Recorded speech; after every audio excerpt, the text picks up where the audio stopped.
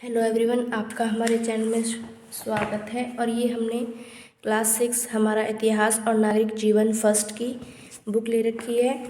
अगर हम कोई एग्ज़ाम की तैयारी करते हैं, किसी भी एग्ज़ाम की प्रिपरेशन करते हैं गवर्नमेंट एग्ज़ाम की, तो हमें नोट्स बनाने की ज़रूरत पड़ती है। तो यहाँ पे हम बेसिक लेवल की बुक्स से ही अपने नोट्स बनाने की प्रिपरेशन करते हैं। तो यहाँ पे हमारा एक पहला पार्ट है, कैसे पता करें कब क्या हुआ, इतिहास जानने के स्रोत, sources of knowledge about history. तो यहाँ पे हमने हर एक टॉपिक में से नोट्स बनाकर क्लियर कर दिए हैं आपको। देखिए, अगर आप चाहें तो इन नोट्स की पीडीएफ फाइल क्रिएट कर सकते हैं।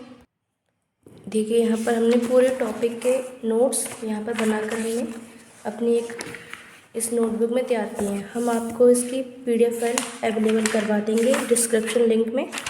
तो देखिए, यहाँ पर जैसे कि इतिहास क्या है, पुरातत्व क्या है, पुरातत्व वेदता के बारे में बता रखा है, जो अध्ययन करते हैं हिस्ट्री के बारे में, जो पढ़ाई करते हैं, जो हमें अवशेषों के बारे में, जो पुराने ज़माने में जो भी हमें अवशेष मिलते थे, प्राप्त होते थे, तो उसकी स्टडी करने वाले को हम पुरातत्व वेदता कहते हैं।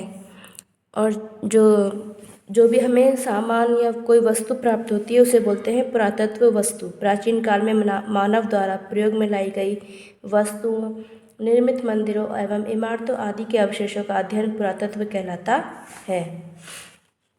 यह इतिहास जानने के पुरातात्विक स्रोत, किन किन चीज़ों के द्वारा हम इतिहास के बारे में पता लग सकते हैं। अभिलेख, किसी का लिखा हुआ कोई चीज़ हमें मिल जाए, मुद्राएं मिल जाए वहाँ की, उस देश की, या स्मारक जो स्थल होते हैं, कुछ इमारतें होती हैं, वो हमें मिल जाए, तो उससे हम उस इतिहास के बारे में अध्ययन कर सकते हैं।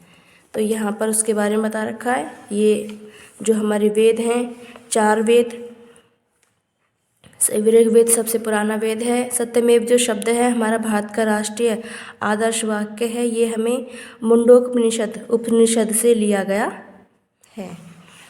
फिर इसके बाद कुछ पुस्तकें हमें इस पहले चैप्टर में मिली। उसके लेखक के बारे में, महाभारत महर्षि वेदव्यास ने लिखी, इंडिका, यूनानी राजदूत, ये सब, और विश्व का सबसे बड़ा महाकाव्य महाभारत है। और संग्रहालय लाइब्रेरी कहाँ पर है? लंदन स्थित ब्रिटिश म्यूजियम में। ये इतिहास जानने के स्रोत जो है उसके बारे में जो हमें मिले थे, इस बुक में हमने नोट्स बना लिए हैं उस चीज़ के। देखिए, पुरातात्विक स्मारक पटना में जो मौर्य सम्राट समुद्रगुप्त की जो थी वो है, कौशाम्बी, ये सब इसमें दे रखा है। फिर यहाँ पर हमारे सेकंड चैप्टर है क्लास 6 का, पाषाण काल, यूपी बोर्ड, आखेटक, संग्राहक और उत्पादक। मतलब पहले मनुष्य जो था एक शिकारी था, फिर संग्राहक बना, फिर उत्पादक मतलब पैदा करने वाला वस्तुओं को बना। तो उसके बारे में कुछ खास इसमें जो 4-5 टॉपिक थे वो हमने लिख लिए हैं। मेन मानव शास्त्री, मानव के विकास, विभेद आदि की जानकारी देने वाले को मानव शास्त्री कहते हैं। पाषाण काल क्या था? पत्थर के समय को पाषाण काल कहते हैं, जब पत्थरों की वस्तुएं ज़्यादा यूज़ होती थी, पत्थर से बनी हुई।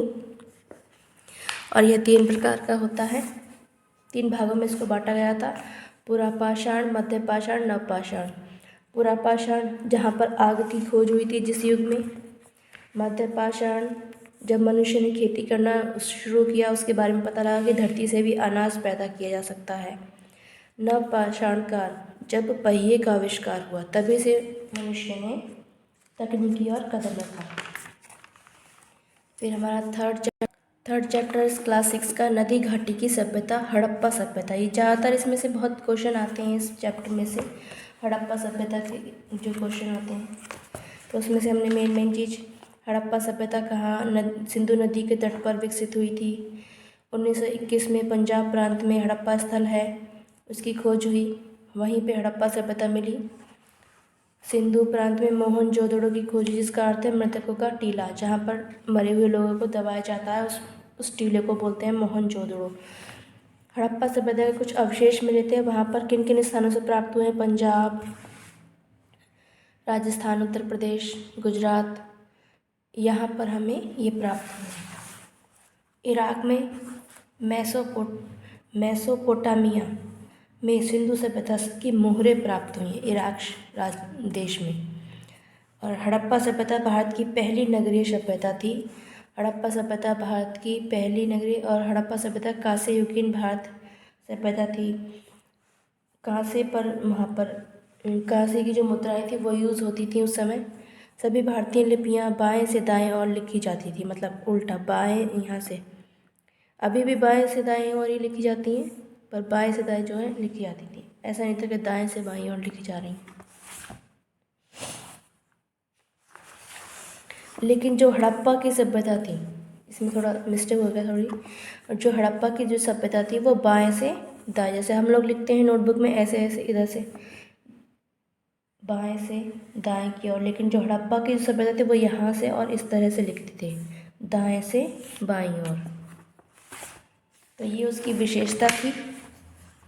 और विश्व की वहाँ पर कुछ प्राचीन पुस्तकें हैं, सभ्यता हैं, सॉरी। मैं यहाँ पर जो पूरे विश्व की हैं, इस पार्ट में हमें नोट्स मिले। सभ्यता मेसोपोटामिया सभ्यता दजला फरात इराक देश में। मिस्र सभ्यता नील नदी के किनारे मिली हमें। क्रीट सभ्यता महाद्वीप सभ्यता भूमध्य सागर के किनारे मिली। चीन सभ्यता हुआंगहो नदी के किनारे मिली। कागज़ का आविष्कार सर्वप्रथम चीन में हुआ था। ये एक इम्पोर्टेंट क्वेश्चन होता है, कागज़ का आविष्कार कहाँ हुआ था। ये हमारा 4th चैप्टर वैदिक काल, इसके भी हमने नोट्स बनाए हैं इस चैप्टर के। आर्यों की खोज वगैरह सब। तो देखिए ऋग्वैदिक काल जो था इतने समय से लेके इतने समय तक था। उत्तर वैदिक काल इतने समय से लेके इतने समय तक। वैदिक सभ्यता को इतिहासकारों ने 2 कालों में विभाजित किया गया है, ऋग्वैदिक और उत्तर वैदिक। यहीं पर ही हमें सप्त सैंधव यानी कि 7 नदी जो थी ये मिले हैं।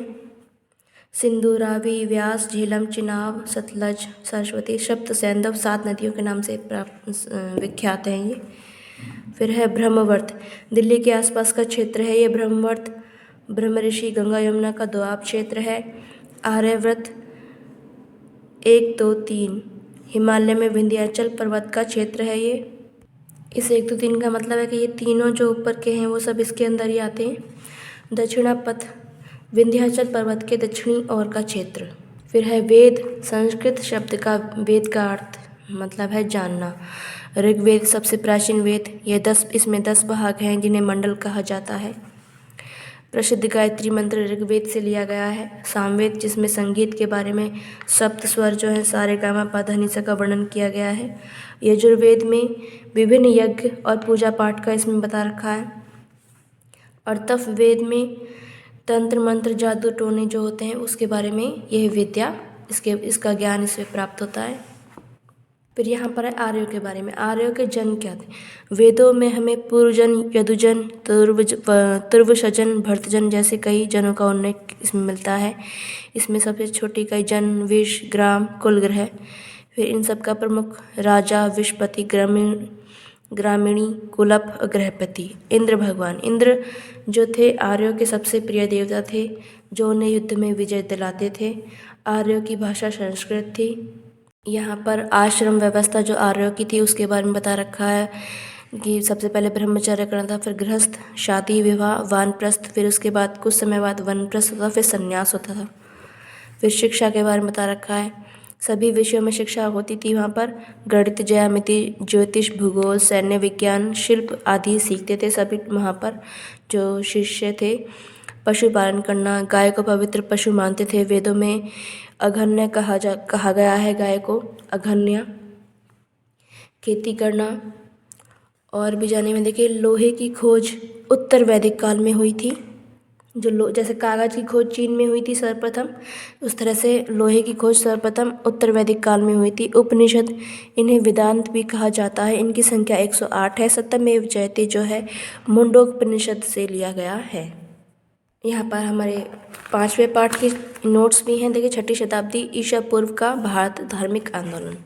तो देखिए यहाँ पर हमने चैप्टर उसके भी 5 के भी बना रखे हैं नोट्स। 5 महाव्रत, महात्मा बुद्ध, जैन धर्म, इन सब के बारे में इस चैप्टर में, आप इसकी PDF फाइल हमारे डिस्क्रिप्शन लिंक से डाउनलोड कर सकते हैं। प्लीज़ अगर आपको हमारी ये वीडियो पसंद आई तो प्लीज़ हमारे चैनल को सब्सक्राइब करें, लाइक करें एंड शेयर करें। Thanks for watching.